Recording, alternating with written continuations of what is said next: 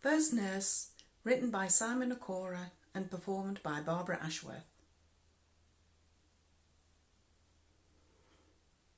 It is a dubious title.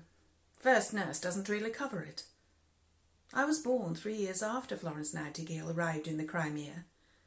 She it is who can hold the title of First Nurse in the country's eyes, but even she would say that she was not the first. She understood that nurses had always existed, but simply had not been acknowledged in any way. In fact, some over the centuries had been vilified and accused of practising witchcraft.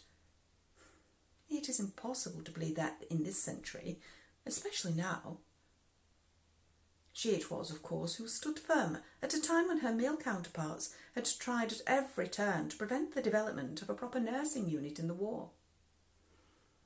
These men counted their own privilege more than saving lives. I am made of a different cloth, though. I was, until this very year, matron of St. Bartholomew's Hospital. But I have to leave shortly to become Mrs. Bedwood Fenwick.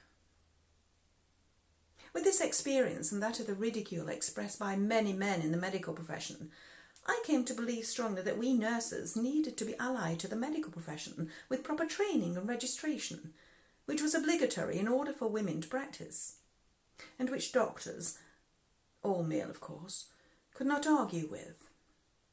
We had for years to struggle for recognition, even Miss Nightingale herself. It is 1887, and we have just, after much wrangling, created the British Nurses Association, which seeks to unite all British nurses in membership of a recognised profession and to provide for their registration on terms satisfactory to physicians and surgeons as evidence of their having received systematic training. This was created in order to afford the public and nurses some protection also. Miss Nightingale, despite her importance, was against the training and registration that we sought, as she said that, by definition, as the essential qualities of a nurse could not be taught, examined or regulated. I believe that there is no first nurse, no one who can specifically hold that title.